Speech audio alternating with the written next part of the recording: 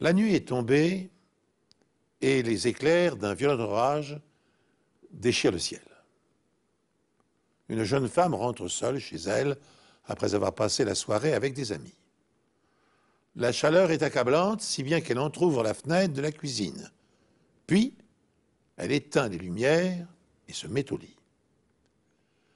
Elle ignore naturellement que les rêves qui pourraient venir la hanter n'atteindront jamais l'horreur du cauchemar bien réel qu'elle s'apprête à vivre.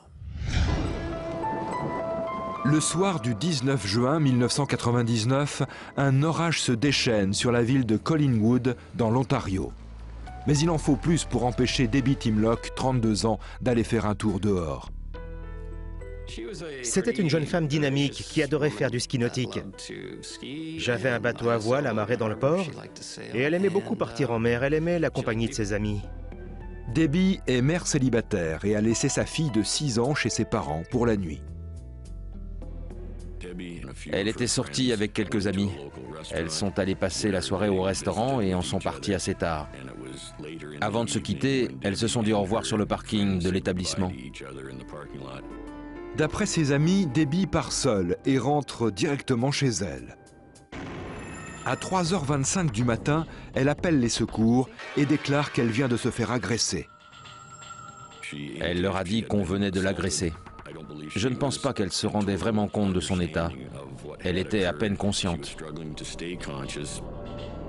Mais la police arrive trop tard. Lorsque je suis entré dans l'appartement, j'ai vu une femme nue qui gisait sur le dos, juste à côté du canapé. Elle avait le bras gauche tendu, avec le combiné du téléphone juste à côté. Il y avait du sang partout sur le sol. Ça a été un vrai choc. C'est une petite ville ici, on s'attend à tout sauf à ce genre de choses.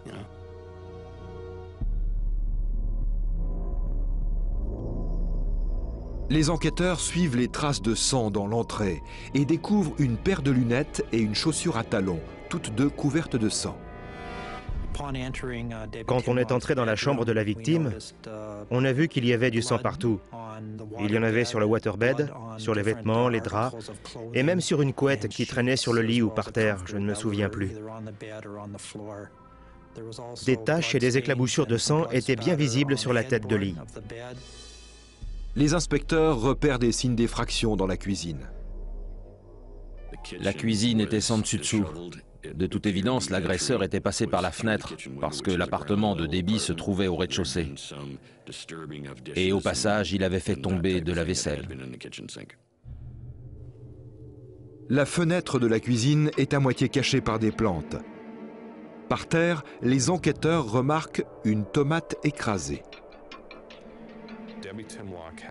Debbie Timlock avait mis une tomate à mûrir sur le rebord de sa fenêtre et il est probable que le meurtrier l'ait fait tomber en essayant de pousser le store pour entrer dans l'appartement. En y regardant de plus près, on a tout de suite remarqué qu'il y avait une empreinte de chaussure sur la tomate.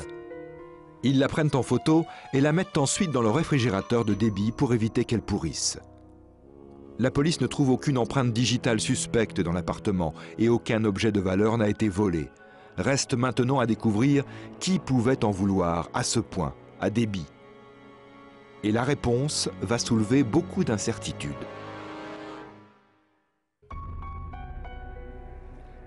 Durant l'autopsie, le médecin légiste découvre que Debbie a été violée et poignardée à plusieurs reprises. C'est un coup de couteau au cœur qui l'a tuée. Le légiste a aussi trouvé une autre blessure au dos qui lui a sectionné la moelle épinière. Le médecin en conclut qu'elle a été paralysée des jambes et qu'elle a donc dû ramper pour atteindre le téléphone afin d'appeler les secours. À mon avis, lorsque le secouriste lui a dit « l'ambulance est en chemin », elle a simplement répondu « merci » et elle est morte juste après.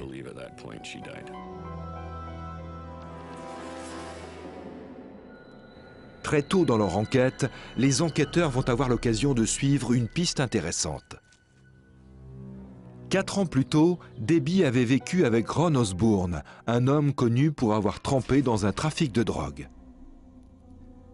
Cette année-là, 10 personnes ont été mises en examen pour avoir tenté de faire passer de la drogue entre les États-Unis et le Canada.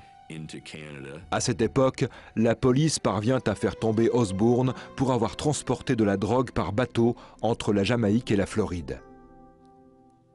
Et lors du procès, le procureur a su convaincre Debbie de témoigner contre lui.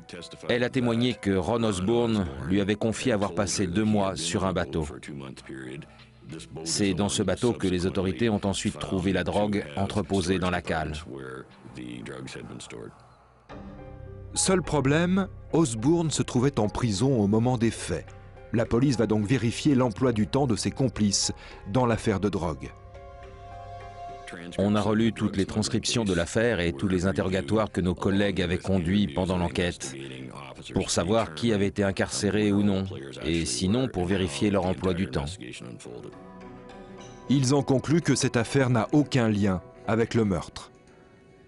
Pour nous, ça n'avait aucun sens que son meurtre soit lié à ce trafic de drogue, parce qu'elle y avait joué un rôle très limité et que ça ne méritait pas que quelqu'un ait voulu se venger. Debbie Timlock, une jeune mère célibataire, a été massacrée dans son appartement. Son agresseur l'a lardée de coups de couteau après l'avoir violée. S'agit-il d'un rôdeur qui l'aurait suivie et aurait attendu qu'elle soit endormie pour se glisser dans son appartement?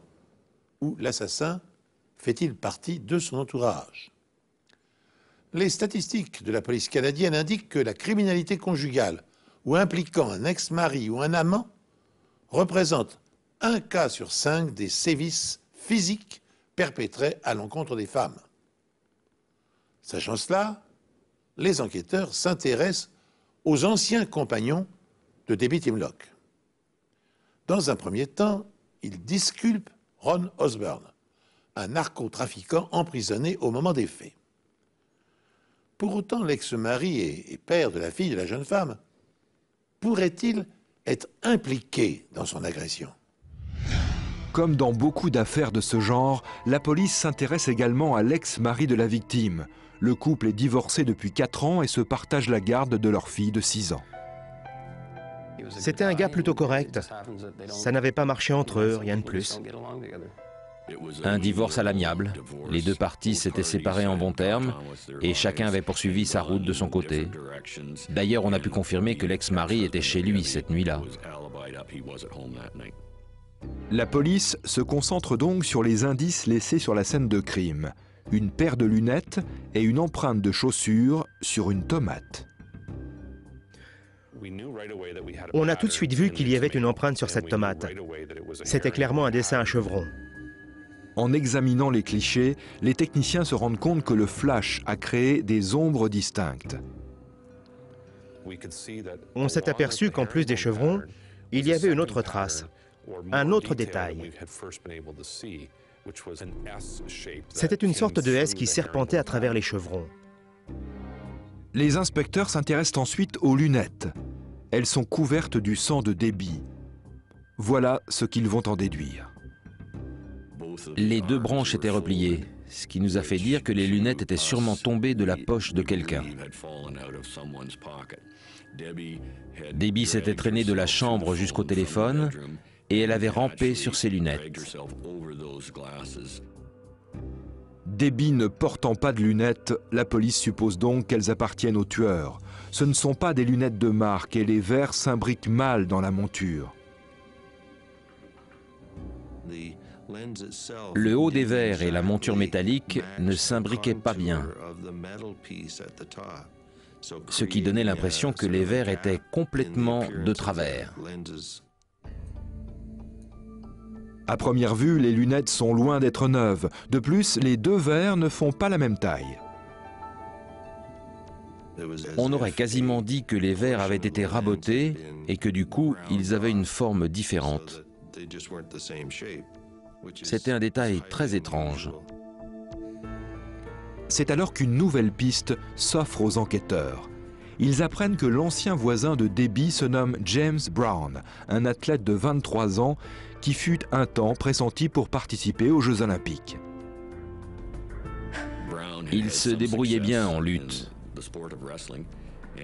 Et il était même parti au Japon, où il espérait avoir plus de succès, et même aller jusqu'aux Jeux Olympiques. Debbie a confié à ses amis que James lui avait fait des avances. Il avait un casier. Il avait été en prison à plusieurs reprises pour différentes raisons. Agression, vol et vol avec effraction. C'est pour ça qu'on l'a très vite mis sur la liste des suspects. Il avait fait quelques séjours en prison, mais jamais plus de 3 mois. Mais lors de son interrogatoire, il nie toute implication dans le meurtre et raconte qu'il n'était pas en ville le soir du crime. Il nous a raconté qu'on l'avait agressé, puis assommé dans sa chambre d'hôtel, et qu'il s'était réveillé beaucoup plus tard au bord de la route, à plusieurs kilomètres de là. James a le visage griffé, mais prétend que ses blessures proviennent de l'agression. Au vu de sa corpulence, les enquêteurs ont du mal à y croire. C'était un mastodonte qui faisait un bon 1,90 m, plus de 150 kilos, des épaules de déménageur, des mains de géant. Les enquêteurs remarquent autre chose. Sur les photos de ses précédentes arrestations, il porte des lunettes.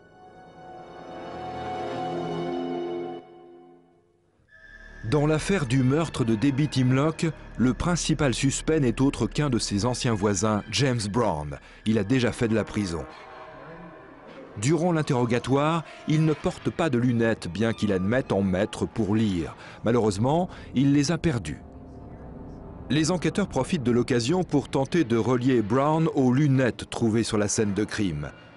Ils nettoient le sang de Debbie et demandent à l'un de leurs officiers d'endosser le rôle d'une infirmière pour qu'elle les lui remette.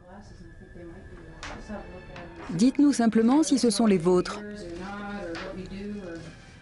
Non, elles ne sont pas à moi. Il a senti le piège. Il a regardé les lunettes et nous a dit qu'elles n'étaient pas à lui. Ça ne voulait pas dire que ce n'étaient pas les siennes, mais simplement que nous n'avions pas pu établir le lien.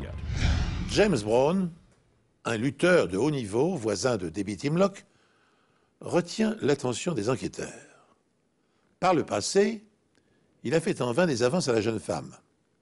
Par ailleurs, son visage est couvert d'égratignures et l'explication qu'il fournit aux policiers ne les convainc pas.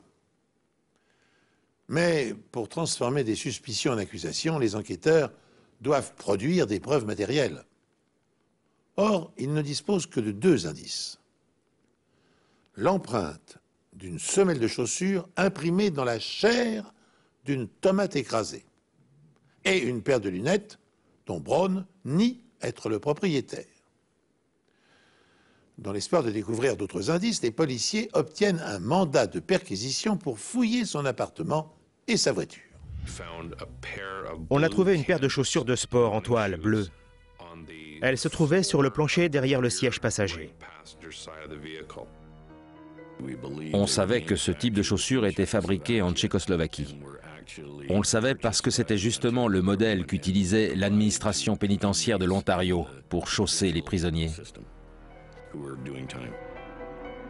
Elle présente également le même dessin que celui trouvé sur la tomate sous la fenêtre de Debbie. Il y avait une partie du dessin en particulier que je qualifierais de S ou de 7 stylisé, qui était très voyant sur la photo et qui a tout de suite piqué ma curiosité. Mais Jerry Webb est face à un problème.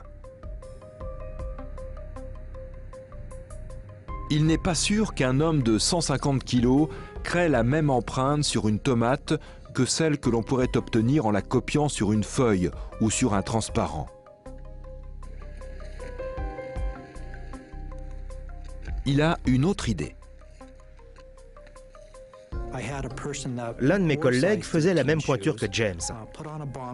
Je lui ai fait porter une tenue de démineur pour lui ajouter du poids et s'approcher au plus près du poids du suspect, à savoir James Brown. Pour obtenir une reconstitution parfaite de la nuit du meurtre, soit une nuit orageuse, Jerry arrose la tomate avec de l'eau. Il demande ensuite à son cobaye de marcher dessus avec les chaussures du suspect.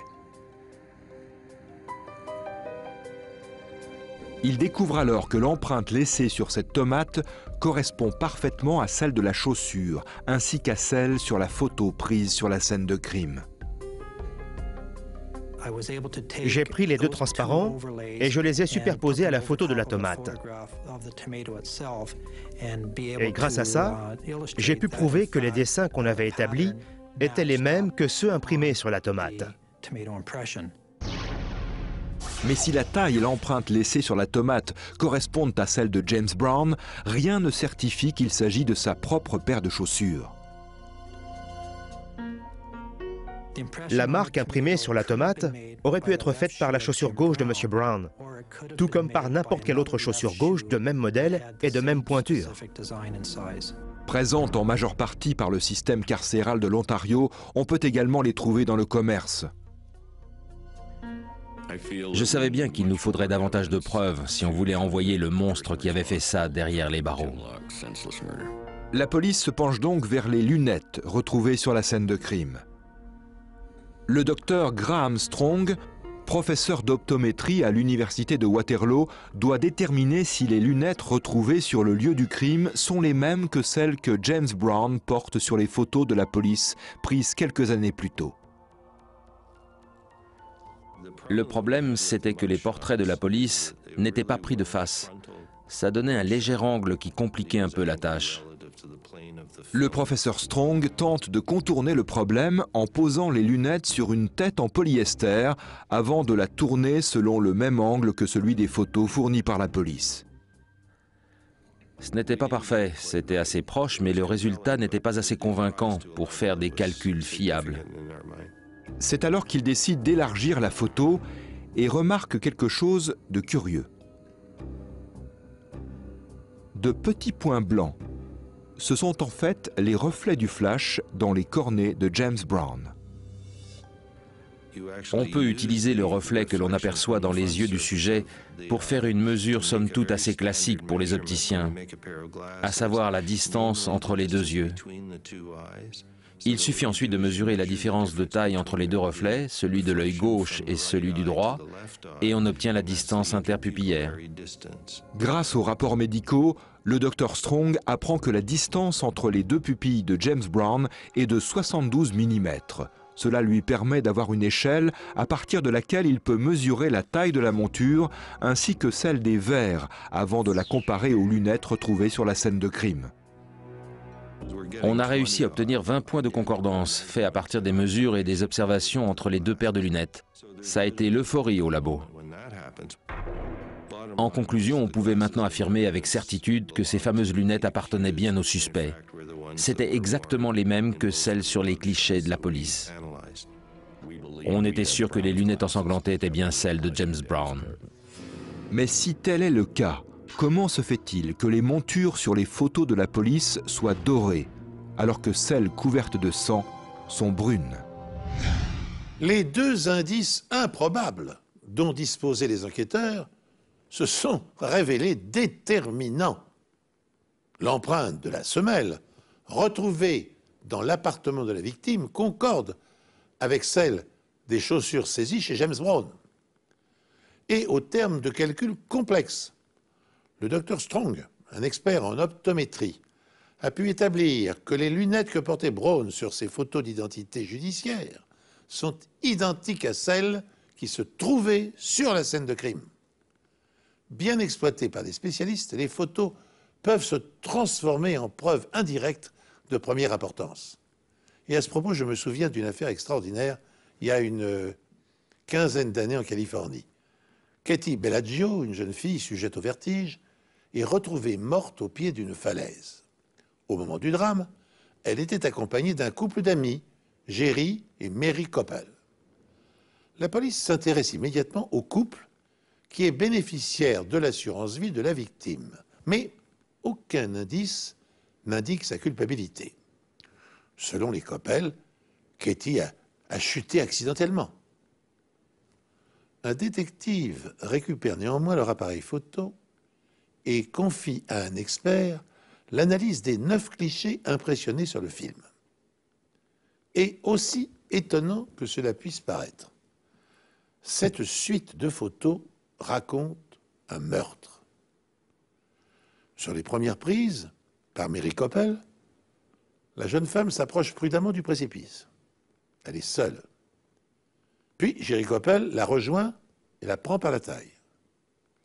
Les photos suivantes montrent une route déserte, comme si la photographe tenait à s'assurer de l'absence de témoins. Une image représente ensuite Jerry Coppel et Cathy debout, côte à côte, au bord du vide.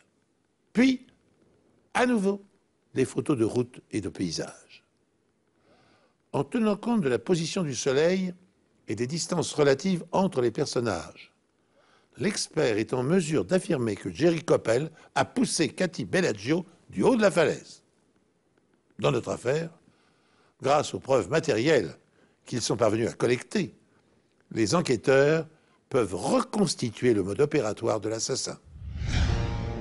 Après une longue enquête de police et des heures d'expertise médico-légale, les enquêteurs savent désormais ce qu'il s'est passé dans l'appartement de Debbie la nuit de son assassinat.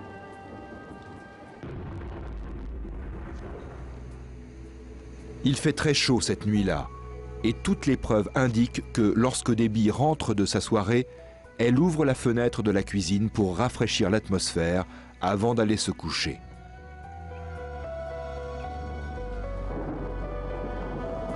Son appartement se trouve au rez-de-chaussée et la fenêtre de la cuisine n'est pas difficile à atteindre.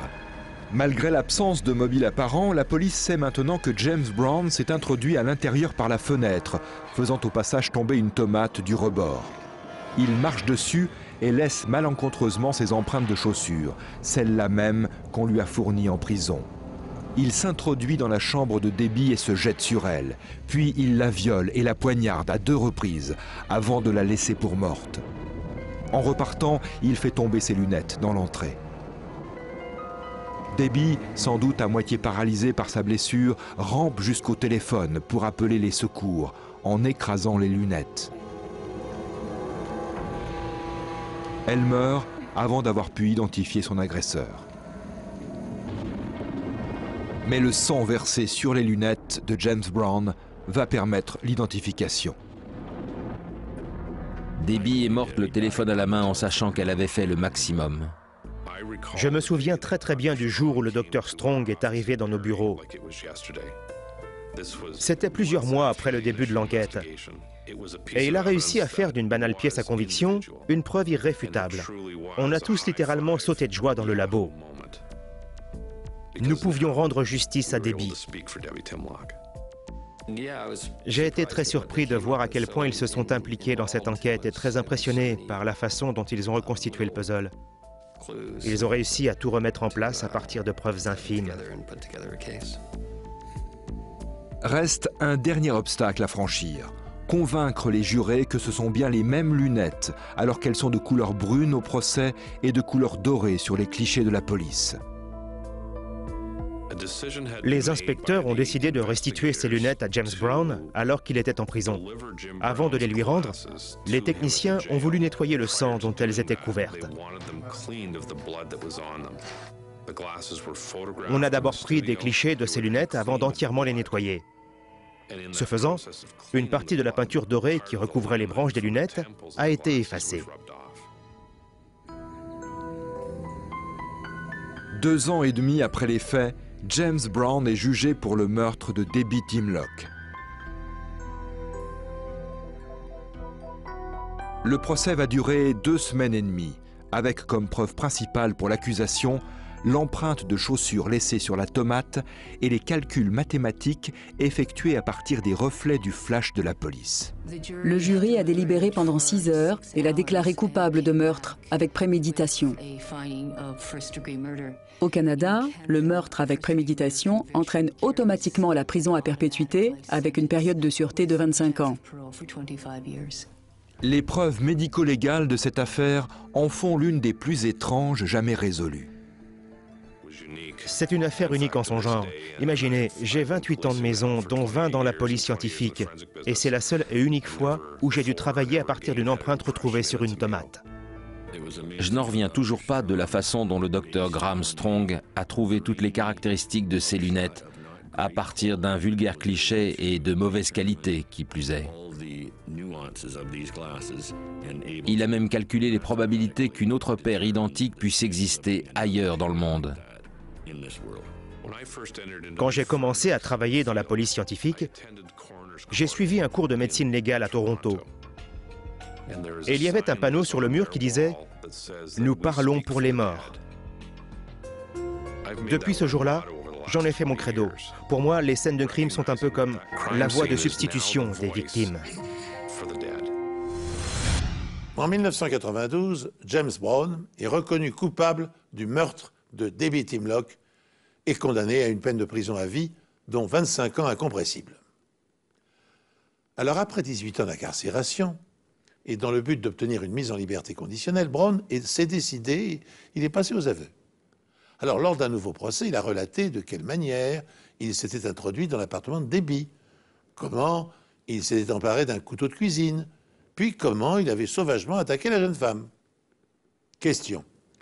Aviez-vous l'intention de tuer Debbie Timlock en entrant dans sa chambre? Réponse. Oui. L'avez-vous poignardé au dos et à la poitrine? Oui. L'avez-vous frappé à de nombreuses reprises? Oui. L'avez-vous agressé sexuellement? Oui, a répondu une nouvelle fois l'accusé. Alors, au terme de cette confession, qu'il espérait naïvement lui être favorable, James Brown fut maintenu en prison. Alors, son avocat a déposé une nouvelle demande de libération anticipée, mais elle ne sera examinée qu'en 2014.